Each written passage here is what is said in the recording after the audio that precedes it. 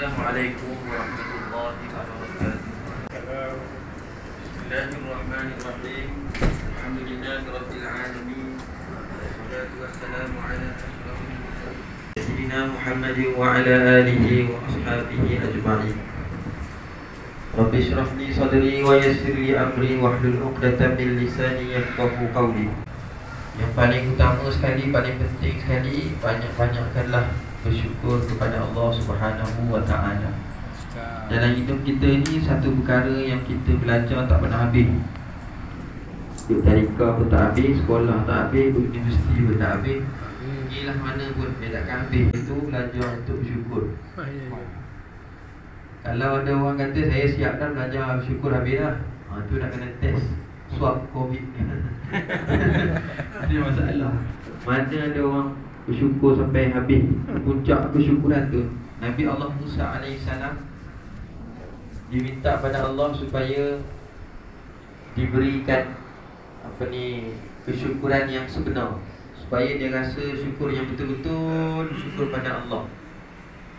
Bila Allah bagi pada dia perasaan syukur yang sebenar dalam hati, dalam jiwa dia, dia terfikir, dia terlintas, rupanya rasa syukur tu pun nikmat juga. Jadi dia hutang satu syukur lagi dengan Allah. Hutang apa? Hutang Allah bagi syukur kan. Jadi minta, dan kita minta Allah berikan rasa syukur, Allah bagi. Bila Allah bagi, kita hutang satu lagi syukur. Bila Allah bagi, hutang lagi satu. Maknanya sampai bila-bila pun kita tidak akan sampai ke peringkat kesyukuran yang sebenar. Tetapi walau bagaimanapun, sebagai hamba Allah, inilah pelajaran, inilah usaha, inilah yang Allah kirakan sebagai ibadah.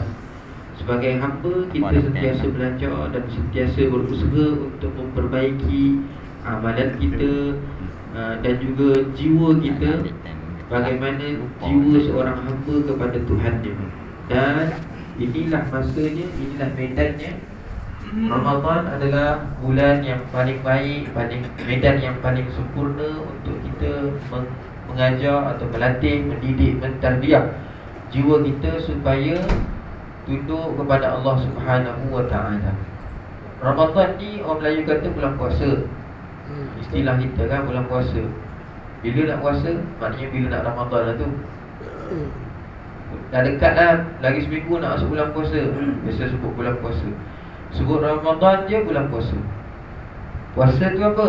Puasa tu imsak lah. Puasa tu imsak. Imsak tu apa? Imsak tu bukan 10 minit nak bang. Itu waktu imsak. Imsak lain. Imsak tu maknanya menahan. Ramadan ni sebenarnya dia bulan imsak. Ramadan ni bulan menahan. Tahan apa? Tahan daripada segala kehendak nafsu. Dalam bulan Ramadan, benda yang halal pun kita tahan. Benda yang halal pun kita tak boleh ambil, apatah lagi yang haram. Kalau yang halal pun kita elak. Air sirap tu halal, tapi pukul 3 petang belum lagi, belum halal. Walaupun dah dekat dah, kita dah cium bau dah. Dah cium dah bau masak martabak. Beli martabak Pak Atif, beli awal, lepas Zuhur pergi beli dah. Lepas tu duk intens selap plastik, bau tak sabar. Memang lah. Walaupun halal, martabak Pak Atif tu halal, bubur lambuk kampung baru tu halal, tapi pukul 4 belum halal lagi. Dia halal lepas terbenamnya matahari. Jadi waktu sebelum dia jadi halal pada kita tu, air dia ataupun bubur tu sendiri dia halal, cuma dia belum halal untuk diri kita. Maksudnya kita menahan daripada mengambil sesuatu yang halal kerana Allah. Benda halal pun kita elak, benda halal pun kita tahan sekejap kerana Allah. Tak ada sebab lain. Tak ada orang sanggup puasa, tak ada orang sanggup berlapar, tak ada orang sanggup tak makan, tak minum, kecuali lah kalau dia niatkan kerana Allah. Sebab tu orang yang bukan Islam, mereka tak percaya bahawa kita orang Islam ni tak sentuh, tak minum langsung walaupun seteguk air. Saya dekat apa taman saya tu ada seorang mualaf masuk Islam. Jadi dia dalam keluarga dia seorang je masuk Islam. Bila dia masuk Islam, ibu dia pesan pada dia. Ibu dia kata, kalau nak masuk Melayu kalau masuk Melayu, boleh pergi sembahyang dengan Melayu, boleh pergi belajar dengan kelas Melayu, semua boleh. Boleh mengaji dengan Melayu. Tapi satu, jangan ikut Melayu, iaitu jangan puasa. Lain boleh, jangan puasa dengan Melayu. Sembahyang Melayu tak apa, jangan puasa dengan Melayu, jangan. Dia tanya mak dia, kenapa mama tak boleh puasa dengan Melayu? Dia cakap, kalau puasa dengan Melayu nanti lu mati lu. Pasal apa mati? Saya kawan banyak-banyak, ramai saya kawan Melayu tak mati pun puasa. Dia kata ramai saya kawan dengan Melayu dari kecil tak ada mati pun. Mak dia kata, ayah jangan percaya itu. Itu dia cakap saja dia puasa, belakang-belakang dia ada minumnya. Mana mungkin, kata dia, mustahil daripada pagi sebelum matahari keluar, sebelum matahari naik, mereka dah tak minum tak makan sampai matahari terbenam, tak makan juga, tak minum langsung. Tak adalah, itu semua tipu. Mana mungkin, mesti tengah-tengah tu dia tak tunjuk kat orang, dia dah minum air 1 botol. Bagi dia tak mungkin manusia sanggup untuk melapar dahaga daripada awal pagi sampai ke malam. Tak mungkin. Tapi bagi kita, bagi orang-orang yang ada iman kepada Allah, walaupun masih kecil, walaupun 8 tahun, 9 tahun, 10 tahun dah belajar puasa. Ramai budak-budak yang 8 tahun pun puasa penuh. Daripada umur 7 tahun dah mula belajar. Jadi 9 atau 10 tahun tu dah puasa dah, padahal kecil lagi. Tapi dah sanggup menahan. Kenapa sanggup menahan? Sebab dia tahu tujuannya. Manusia akan datang kesanggupan apabila memahami tujuan. Manusia ni akan datang kesanggupan bila dia memahami tujuan. Nak buat apa pun, kalau kita tahu tujuan kita buat, kita akan bersemangat. Orang kerja, orang yang bekerja siang malam pagi petang, kalau dia tahu tujuan dia kerja tu, dia ada target, dia ada matlamat, maka semangat dia untuk kerja tu kuat. Tapi kalau tak ada target, tak ada tujuan, kerja sebab ikut kawan, kerja sebab takut orang kata malas, maka dia kerja ala kadar je lah. Curi tulang, mula. Mana kerja juga, orang yang kerja, tapi masa kerja mula. Maknanya dia tak sungguh, kerana tujuan dia tak ada tujuan ataupun tak ada matlamat, tak ada target dalam kerja dia. Kita puasa ni target kita adalah redha Allah. Sekarang kita puasa, sekarang belum lapar lah. Tadi makan 2 ringan, lapar punya. Jadi sahur tadi tambah dalam nasi. Jadi sekarang belum lapar lagi. Jadi hala ke zuhur nanti 12 ke 1, masa tu barulah mula tamaduk sikit. Nak bergelak pun tak apa semangat dah. Nampak? Hala ke petang lagi dah tamaduk. Macam ini tarbiyah. Ini apa kita panggil, pelajaran. Ini satu pembelajaran yang Allah berikan kepada orang mukmin dalam bulan puasa, untuk diberikan kepada kita takwa, untuk diberikan hasil puasa, iaitulah takwa. Kata baginda, man shoma ramadhana imanan wa ihtisaban ghufira lahu ma taqaddama min dhanbihi. Siapa yang berpuasa bulan Ramadan ni dengan 2 kriteria, dengan 2 sifat, iaitu imanan wahtisaban. Imanan artinya dengan keimanan.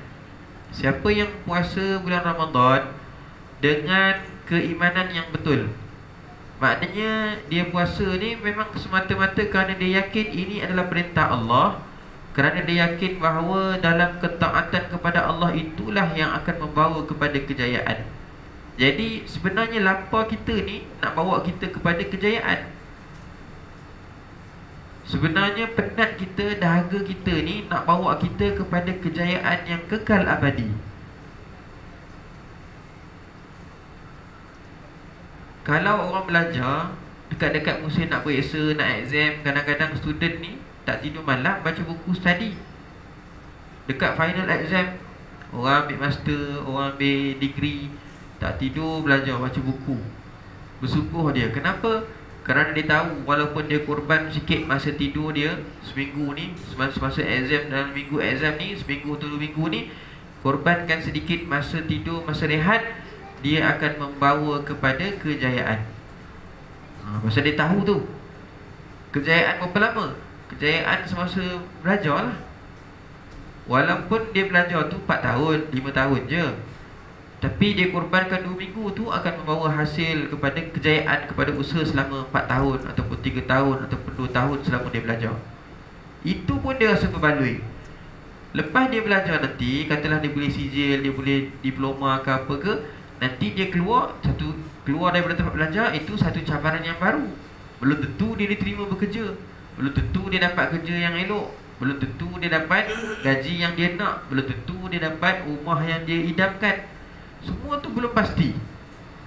Jadi pengorbanan dia mengantuk, penat malam tadi tu, itu semata-mata untuk memastikan kejayaan dia di tempat belajar je, bukan kejayaan seumur hidup. Tetapi penat kita, dahaga kita, lapar kita bulan puasa ni adalah untuk kejayaan yang kekal abadi, kejayaan di akhirat. Siapa puasa kerana Allah, kerana iman kepada Allah, maka dia akan dapat apa yang Nabi sebut tadi. 2 perkara ya. Puasa mesti ada 2 kriteria. Yang pertama, puasa mestilah kerana keimanan yang betul, iaitu kerana Allah. Puasa ni mesti untuk Allah. Jangan puasa kerana malu, takut orang kata kau mans mana, tua lebih tapi tak puasa, takut orang kata gitu. Takut kawan-kawan kata kamu ni geng plastik hitam, takut orang kata gitu, jadi puasalah.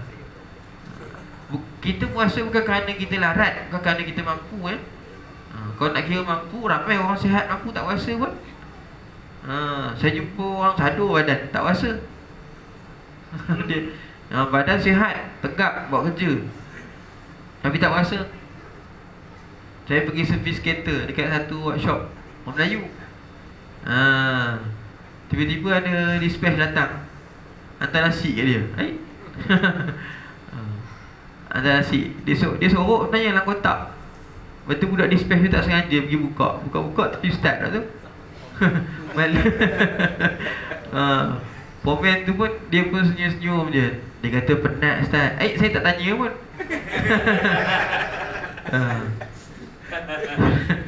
Dia mengaku sendiri. Lepas tu kawan dia buat kerja 2-3 orang kat bengkel tu. Dia kata penat Ustaz, tak larat kalau puasa, dia kata. Lepas tu ditunjuk kawan dia seorang lagi pembantu dia kat workshop tu. Dia kata Man ni dah insaf dah Ustaz, dia dah puasa dah. Dia beritahu pula, maknanya dulu tak puasa juga. Dia kata dah insaf dah, pasal tahun lepas kena tangkap dengan Jais, masuk dalam band jenazah, kena kurung. Jabatan Agama Islam katoi dia tak puasa. Tak puasa, tangkap, sumbat dalam band jenazah. Lepas tu bawa pusing seluruh kawasan Selayang Baru, Selayang Utama, pusing. Jadi orang tengok siang-siang ni, apa hal ramai-ramai dalam band jenazah ni, tak puasa lah tu.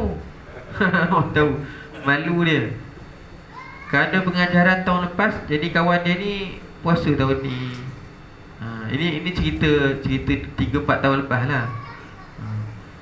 Yang tak pernah tangkap tak insaf lagi. Sebab tu saya kata ibadat yang kita buat ni bukan kerana kemampuan, bukan soal kemampuan Kalau nak kira mampu, apa orang mampu pada kita? Sama juga macam kita solat jemaah.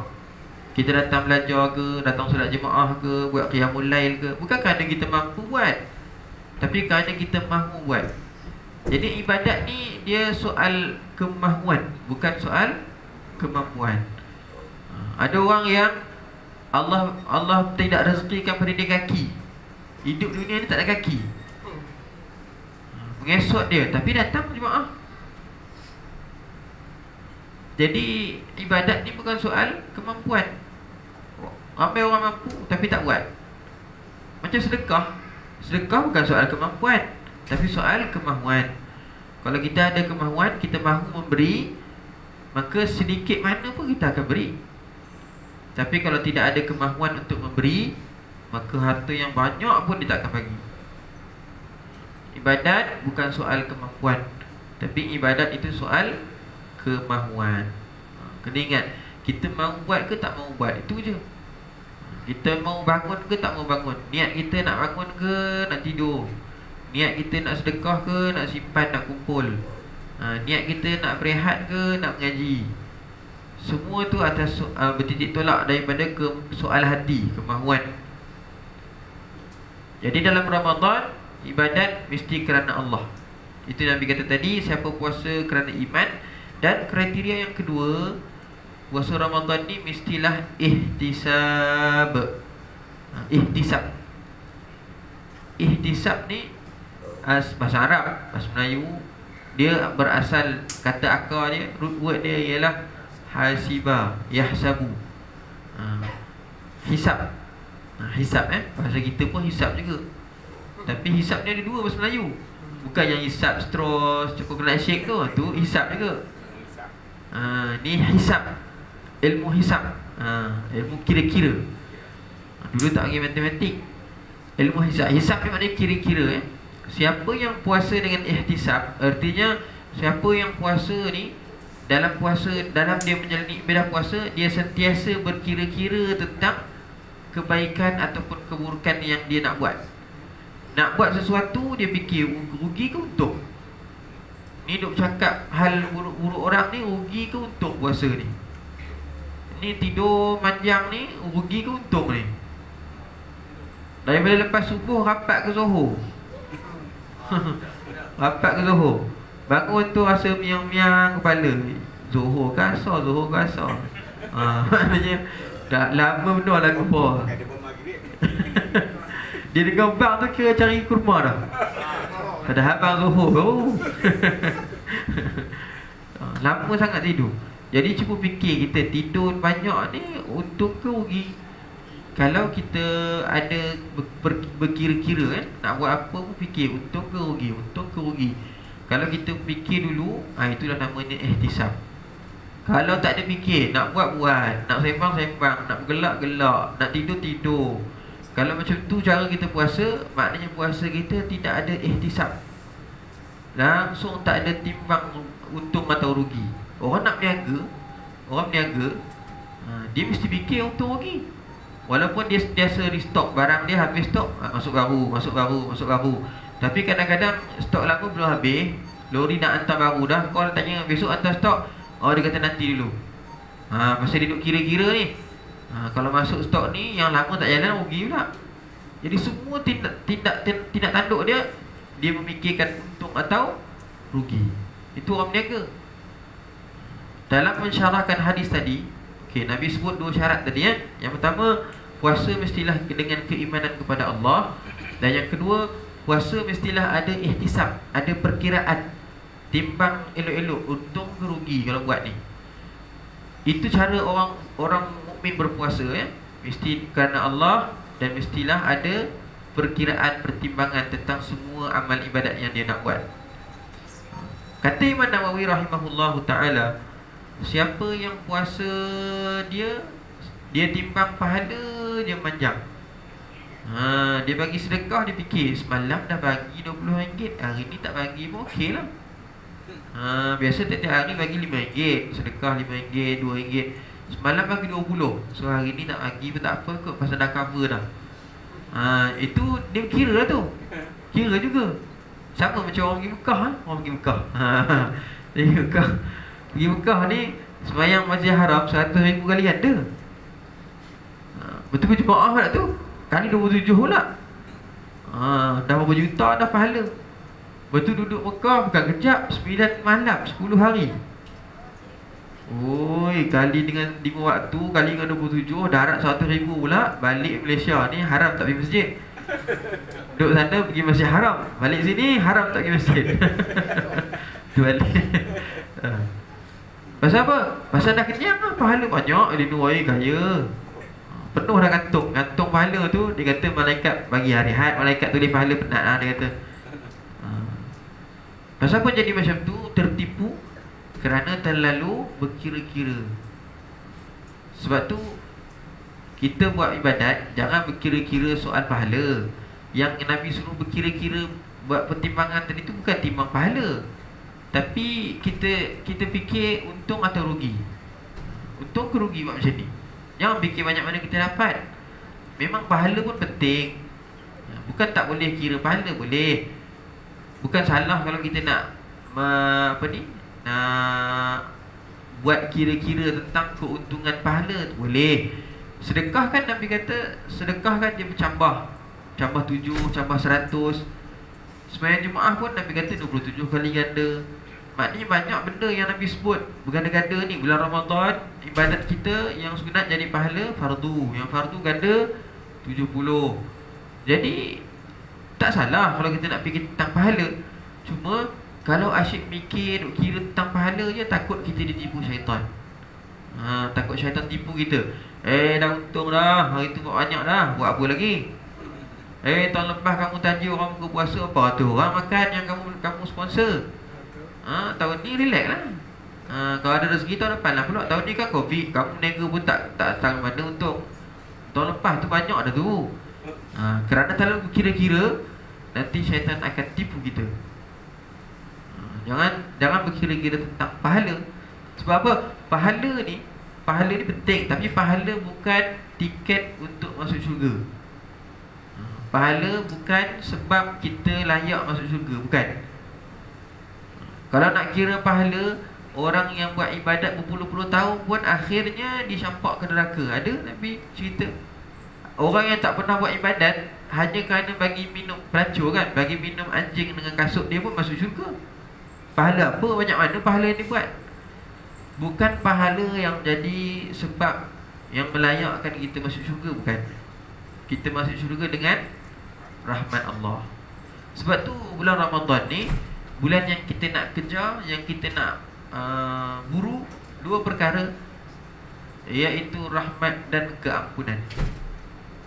Bulan Ramadan dua perkara yang kita nak buru, iaitu rahmat dan keampunan. Pahala tu Allah bagilah, banyak mana yang Allah nak bagi itu terserah pada Allah. Kita buat je. Kita mampu bangun tiap-tiap malam, bangunlah tiap-tiap malam. Kalau kita mampu 4 rakaat aja, tak apa, 4 rakaat pun okey. Daripada tak bangun langsung. Daripada bangun cari nasi je, bangun je sahur, bangun je telur mata, bangun je telur masin. Bangun carilah sejadah, walaupun 2 rakaat, walaupun 4 rakaat. Jangan kira banyak mana kita nak. Semalam kan qiyamul lail 8 rakaat dah berjemaah, zikir munajat lagi. Esok off day ya. Esok rapat. Dia sahur pukul 12 malam. Dia bangun rapat masa orang dah 6.30 baru bangun. Kerana berkira-kira sangat. Dah buat dah pahala banyak semalam. Jadi Ramadan ni bukan masa untuk kita berkira-kira tentang pahala. Jangan kira pahala. Pahala ni Allah punya urusan. Pahala ni benda gaib, kita tak nampak. Biarlah Allah uruskan, biarlah terserahlah kepada Allah. Banyak mana dia nak bagi pada kita, itu atas perkiraan rahmat daripada Allah. Tapi yang penting kita nak, yang kita cari dalam Ramadan 2 perkara je, rahmat dan keampunan. Sebab tu dalam hadis yang kita baca tadi, dalam hadis yang Nabi sebut, kriteria orang puasa ni mesti dengan keimanan, mesti dengan ihtisab. Siapa yang puasa memenuhi 2 kriteria tadi, siapa yang berpuasa dengan iman kepada Allah, siapa yang berpuasa dengan pengharapan, perkiraan yang benar, maka Nabi kata ghufira lahu ma taqaddama min dzambih, dia akan diampunkan semua dosa-dosa dia yang telah lalu. Puasa kita ni bukan sekadar penat, lapar, dahaga je, tapi puasa kita ni menyebabkan dosa yang silap, dosa yang lampau gugur, hapus, terampun, terpadam catatannya. Jadi puasa ni menarik keampunan Allah. Ramadan adalah bulan keampunan, Ramadan juga adalah bulan rahmat. Keampunan Allah apa? Keampunan Allah itu ditutupkan pintu neraka. Rahmat Allah itu apa? Rahmat Allah itu dibukakan pintu syurga seluas-luasnya. Ramadan neraka ditutup, syurga dibuka seluas-luasnya. Syurga menyediakan pintu khas untuk orang yang berpuasa. Syurga mengalu-alukan orang yang berpuasa untuk masuk ke dalamnya. Semuanya itu dengan rahmat Allah.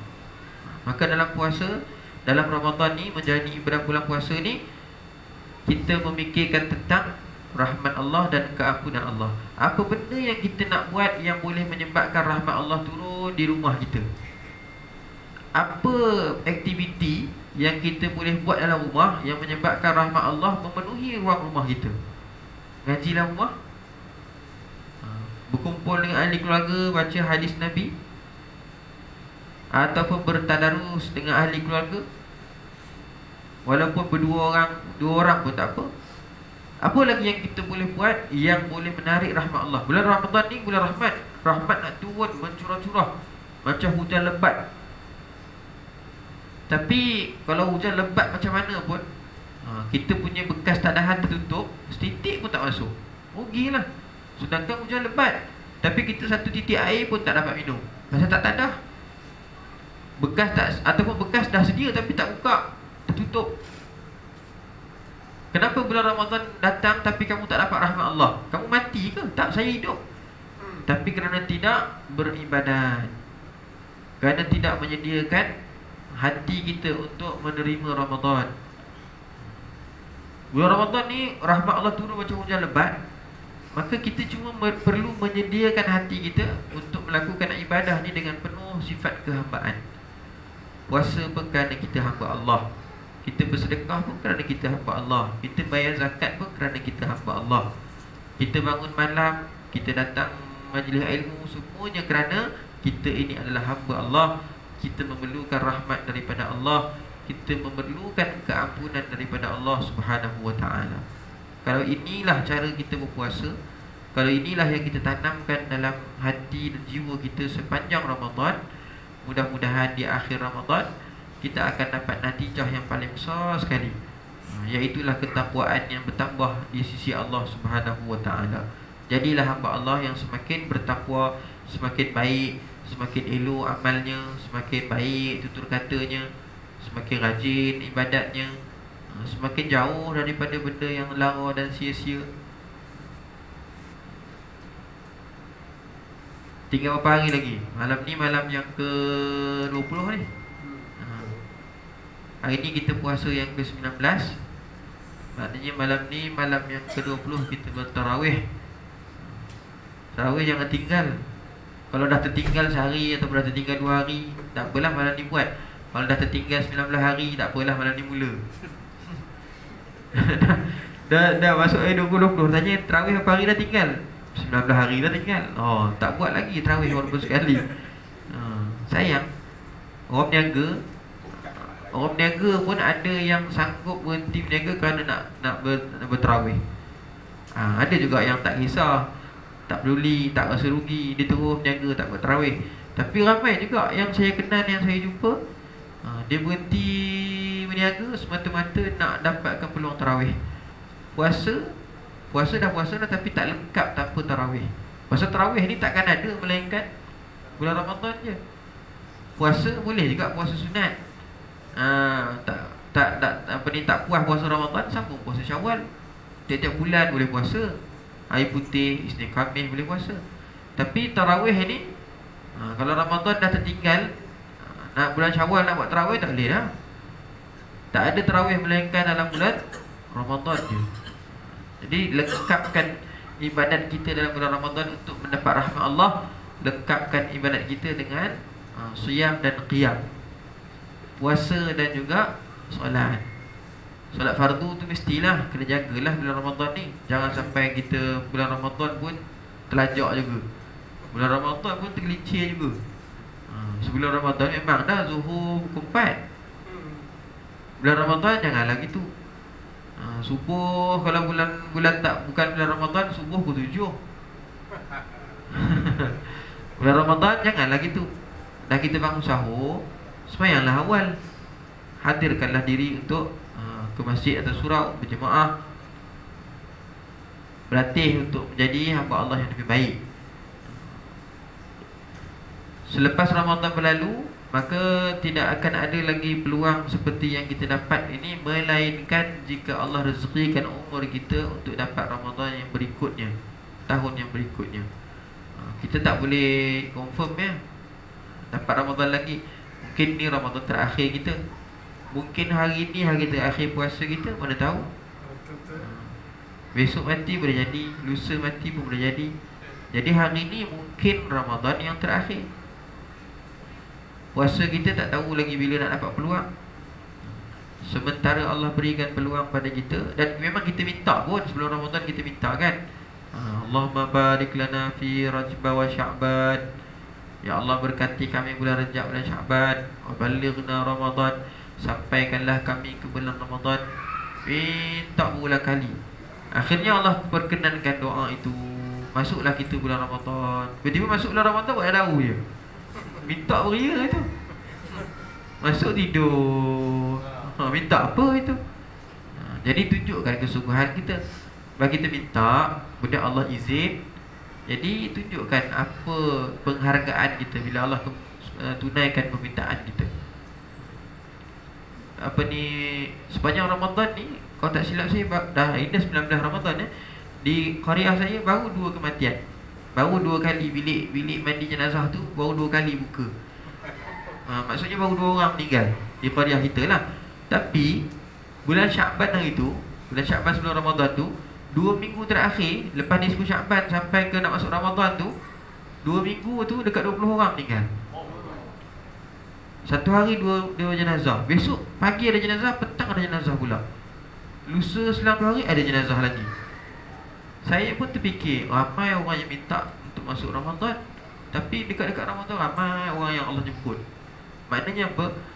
Maknanya tak semua orang direzekikan untuk sampai ke bulan Ramadan.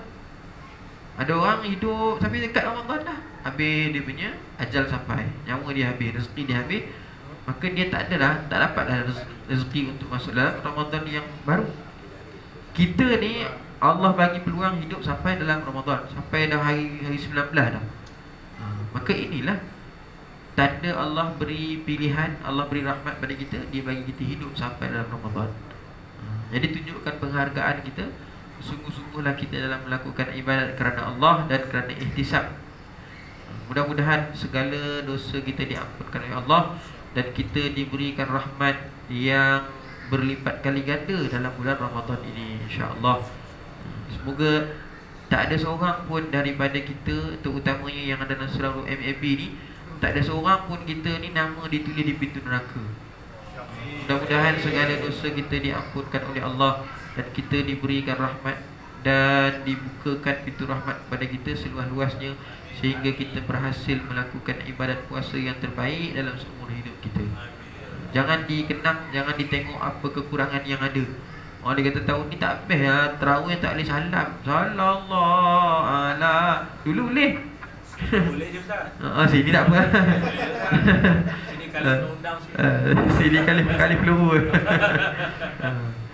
Tapi kebanyakan tempat tak boleh. Kebanyakan tempat tak boleh. Saya bulan Ramadan ni dah mata pergi, tazkirah pusing, mata dah. Tapi rata-rata orang kata gitulah. Walaupun kurang, tapi kena banding dengan tahun lepas, oi, bujur sangatlah. Tahun lepas kena kurung. Ya, betul. Macam anak kucing, tak boleh gimana. Ayam pun mengendap. Allahu Akbar. Kalau tahun ni kena kurung pula tak tahulah. Tapi bila Allah bagi peluang pada kita, boleh pergi masjid, boleh tarawih, boleh pusing bazar Ramadan, boleh beli. Maknanya dah cukup baik dah. Jangan di-compare, jangan dibanding dengan yang dulu-dulu. Dulu memang meriah. Dulu budak-budak berlari tengah tarawih, wah belakang. Dia walaupun ganggu, tapi itulah seri dia, seri. Seri Ramadan tu. Meriah. Seronok tu sana-sana di kampung-kampung pun. Walaupun kita marah budak-budak main meriam, tapi itulah kemeriahan. Kita marah budak-budak main bocor dekat masjid, nak main tu main tengah bendang. Tapi ala kulli hal, walau apa pun Allah telah berikan kepada kita kelonggaran. Ini berkat doa juga ni.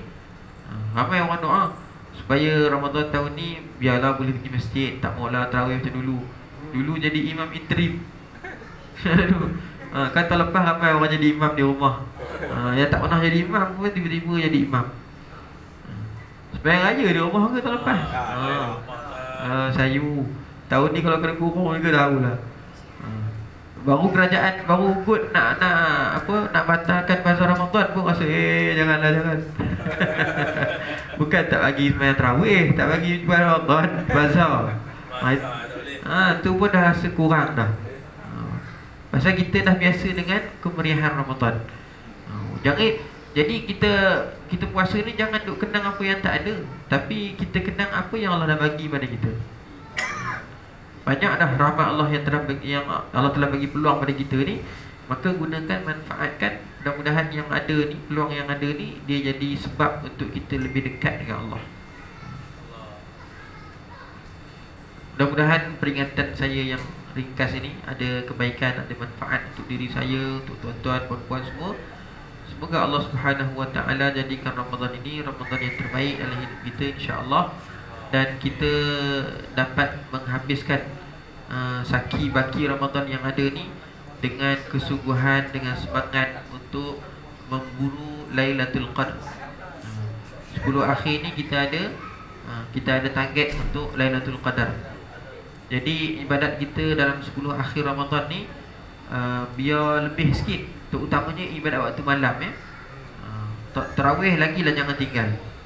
Tarawih lagi lah jangan tinggal. Kena malam ni malam apa? Malam Lailatul Qadar kita pula tarawih, dia berganda-ganda. Jadi pahala tarawih tu walaupun buat 8 ke buat 20 ke, tapi dia berganda, double, triple, jadi 1000 bulan punya pahala, lebih pada tu. Sedekah gitu juga, tiap-tiap malam bagi sedekah. Walaupun sikit, RM2 ke RM5 ke, bagi sedekah, tiap-tiap malam bagi. Takut-takut malam yang kita bagi tu jatuh Lailatul Qadar. Bukan suruh sedekah tiap-tiap malam selama 2 bulan. Tak, 10 hari je. 10 hari ni bagi sedekah tiap-tiap malam. So saya kira banyak ke sikit, asalkan kita bagi tiap-tiap malam bagi sedekah. Masuk tabung. Bukan tabung kita, tabung infak sedekah. Tabung ayam kita di rumah tu bila-bila boleh pun. Subuh tu ada kelebihan sendiri, fadilat sedekah subuh. Tapi malam Lailatul Qadar ni dengan dalam ayat Quran kata salamun hiya hatta matla'il fajr. Maknanya bila terbit fajar tu itulah berakhirnya. Kalau malam Al-Qadar tu jatuh pada malam tu, bila terbit fajar maknanya habislah. Jadi kalau kita nak dapat fadilat malam Al-Qadar tu, waktu malam tu buat baca Quran tiap-tiap malam, sembahyang tarawih tiap-tiap malam, bagi sedekah tiap-tiap malam, insya-Allah. Dalam 10 malam ni cuba kekalkan ibadat tu konsisten, jangan tinggal. Jangan bila dah hujung dah jadi malas, terbalik tu. Hujung ni kena rajin sikit. Tapi kenapa Ustaz yang mampu tu dia kata saya nak ke Mekah ni Tuan Mat. Kenapa Ustaz? Saya dah tukar kat sana dia kata. Dia tuan-tuan Ustaz, antaranya Ustaz Umar Johari. Ya. Tapi sekarang tak tahu mana pergi Ustaz tu. Kerana berada di tanah haram ni, berada di tanah suci ni, kita duduk dalam suasana ibadat yang berlumba-lumba. Jadi bila kita duduk sana, kita takkan biarkan masa kita terbazir. Kita takkan biarkan masa kita ni membazir begitu saja. Kita mesti mempenuhkan masa kita dengan ibadat. Duduk di Masjid Haram, mesti kita nak baca Quran, mesti kita nak berzikir, mesti kita nak berdoa. Duduk depan Kaabah takkan duduk saja. Takkan selfie, main Zelo depan Kaabah. Bila pergi sana senang, tak ada orang panggil sekarang dah. Betul. Macam ustaz tu kata, mungkin kalau duduk di sini macam-macam aktiviti. Ustaz pun orang panggil sana, panggil sini, program macam-macam. Ya betul. Sana boleh berehat, boleh tumpukan pada Ini pergi buka kat hotel. orang pagi buka di hotel. Kalau dah tarawih. Baru habis tarawih tanya, esok hotel mana?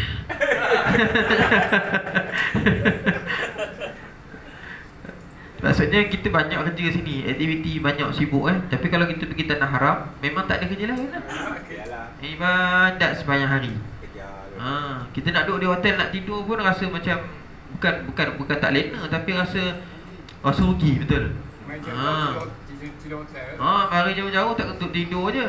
Nak tidur start bilang kawi ya. Pergi Cameron Island ke? Tidur start duduk lah ke bos. Dah kita pergi beribu, belanja banyak, jauh pergi sampai depan Kaabah, takkan duduk saya tidur je. Jadi tujuan orang pergi pada sebelum akhir ke Mekah ni memang tujuannya untuk ibadat. Dan memang lain macam suasana pesta. Kita macam kata pesta ibadat lah.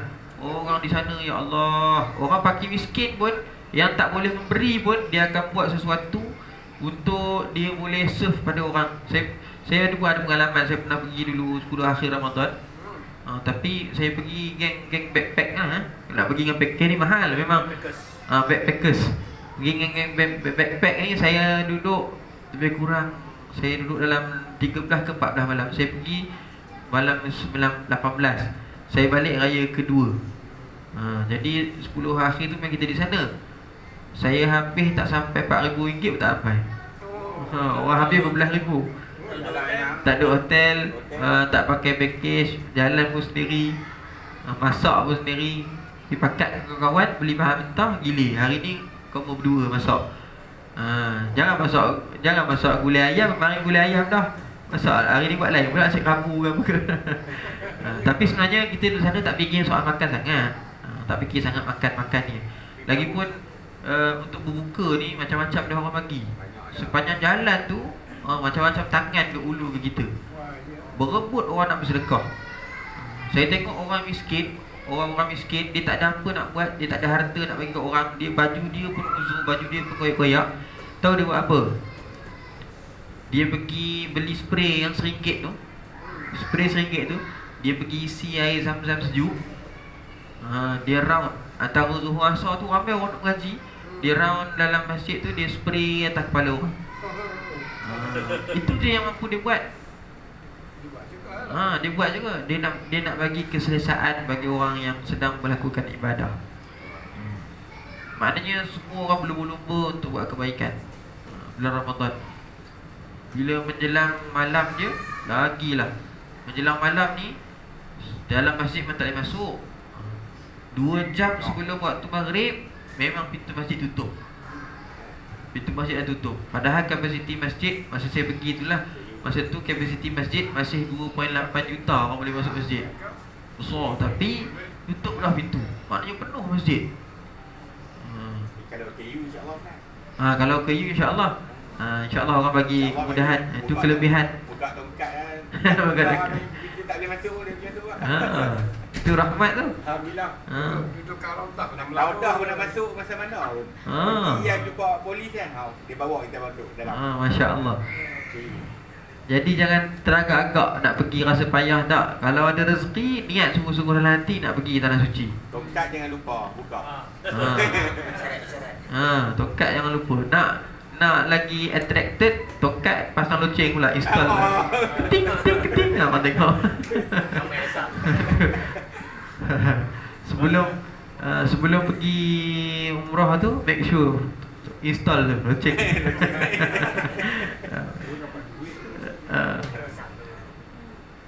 Memang di sana itulah suasana dia ya. Jadi suasana tu tak ada di tempat lain. Walaupun tak ada tempat lain, tapi kita yang duduk di tanah air ni pun kita cuba hidupkan 10 akhir malam kita ni dengan memenuhkan dengan segala macam aktiviti ibadah kita.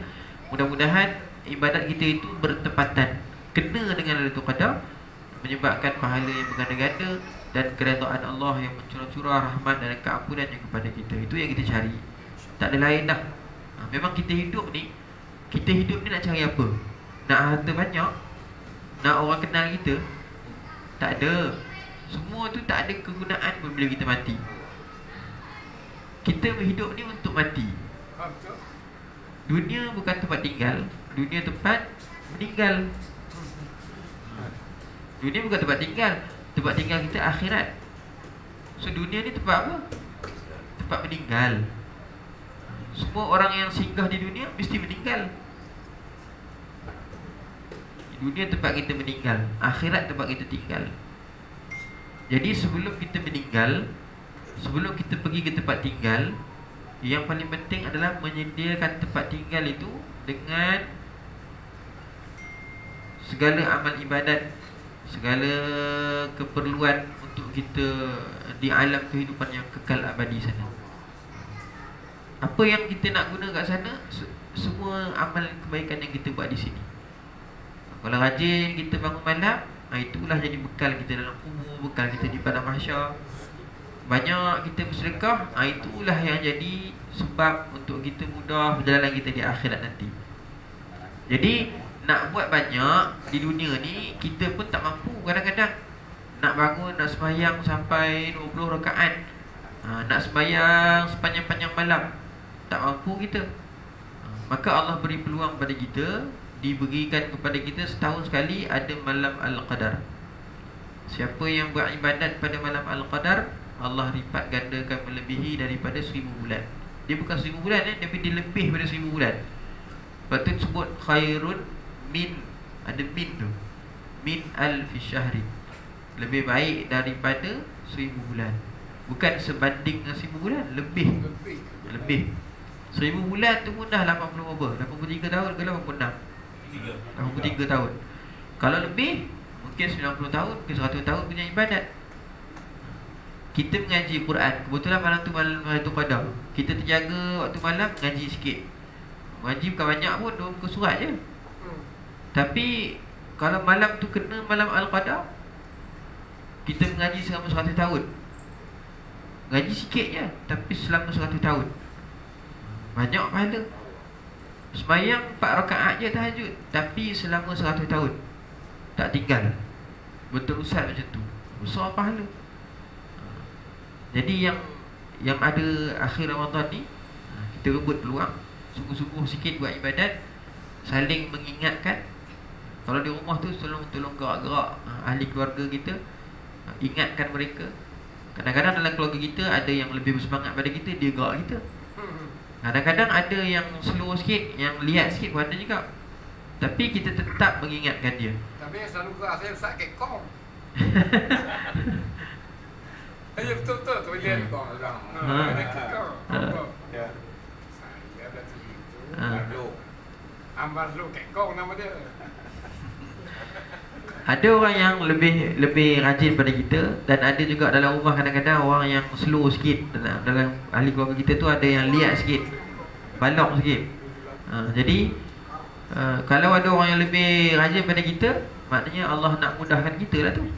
Tapi kalau orang yang dalam rumah kita semua slow, maknanya Allah nak jadikan kita sebab untuk orang lain beribadat. Kita tolong ingatkan, kita tolong gerakkan mereka. Jadi walaupun mereka tak buat, walaupun mereka tak bangun, kita dah gerak, dah ajak dah, tapi Allah tetap beri pahala. Kerana kita mengajak pada kebaikan tu. Kena malam tu Qadar, kita gerak walaupun dia tak bangun. Jadi kita dapat pahala menggerakkan orang untuk bertahajud selama 100 tahun. Oh ya. Umur dah ambil satu. Umur kita pun tak habis 100 tapi dapat pahala macam seolah-olah kita ajak orang bertahajud selama 100 tahun. Ya Allah. Seumur hidup kita, setakat ni kalau kita umur 40, kalau kita umur 50, kalau tahun ni umur kita 60, cuba ingat balik selama 60 tahun ni, berapa kali kita gerak orang tahajud? Kalau 65 tahun lagi banyak Ustaz. Perempuan masak malam mesti kedang kan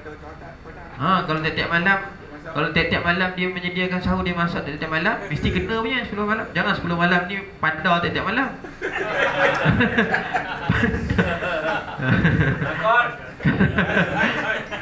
Jangan pandang. 10 malam ni pandar semua. Ibadah tu Ustaz. Ya.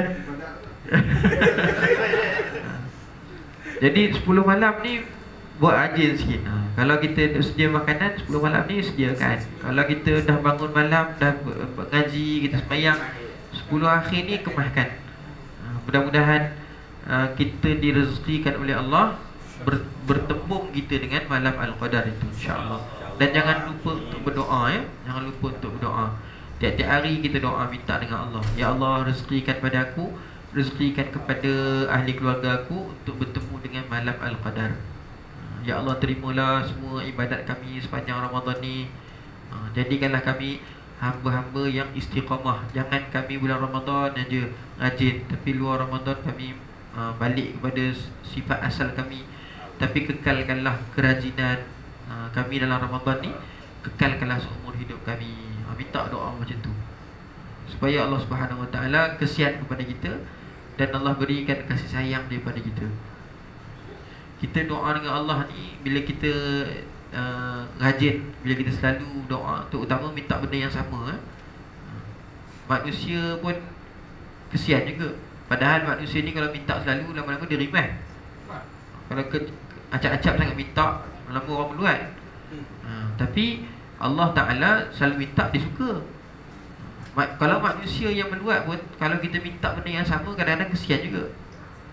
Dalam-dalam tak suka, dalam-dalam dia meluat tu pun kadang-kadang dia kesian juga.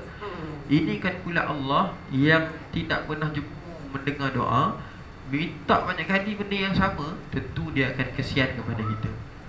Jadi tiap-tiap malam minta gitu, minta rezeki, direzekikan bertemu dengan malam Al-Qadar. Sekadar itu dulu. Mudah-mudahan yang baik itu dapat jadi pengajaran, iktibar untuk kita semua. Kesilapan saya daripada kelemahan saya, mohon ampun dari Allah, mohon maaf dari tuan-tuan dan puan-puan semua. Mudah-mudahan kita semua dapat direzekikan dengan Ramadan yang terbaik, insya-Allah.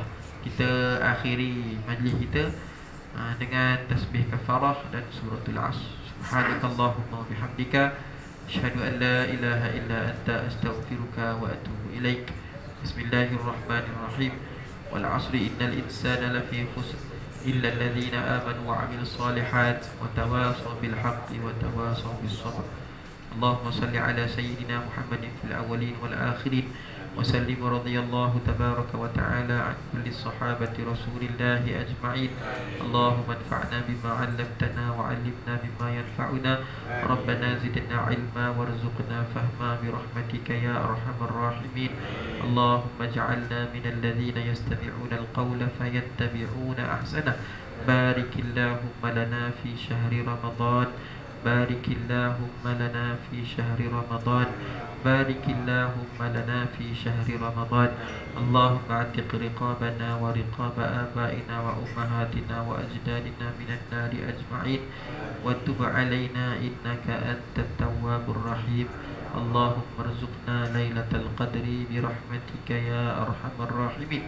Wa sallallahu ala nabiyyina Muhammadin wa ala alihi wa sahbihi wa sallam. Walhamdulillahi rabbil alamin.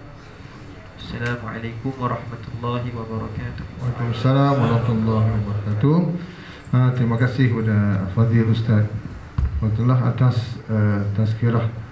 Memanglah ringkas je kan, tak lama tapi padat isinya. Jadi kesimpulan yang kita boleh dapat rasa beberapa perkara. Pertama kali apa yang kita dapat ialah kita sentiasa bersyukur lah. Sentiasa bersyukur, dan syukur itu tidak akan selesai sehinggalah kita meninggalkan dunia ini. Yang keduanya berpuasa di bulan Ramadan ni banyaklah melakukan amal ibadat seperti sedekah, dan apa yang kita buat tu akan dapat rahmat dari Allah, kerana berpuasa itu adalah atas kemahuan, bukannya kemampuan. Dan bersama-sama kita berdoa lah agar Allah merahmati kita, sebab untuk masuk ke syurga bukannya atas amal ibadat tapi atas rahmat dari Allah. Jadi sekali lagi kita bersyukur dan terima kasih kepada Ustaz, dan saya bagi pihak Biro Pendidikan Dakwah Pertis mengucapkan terima kasih kepada semua yang hadir di program kita bermula pada hari Khamis pukul 5 petang tu, khatam Quran sampai pagi ni, alhamdulillah.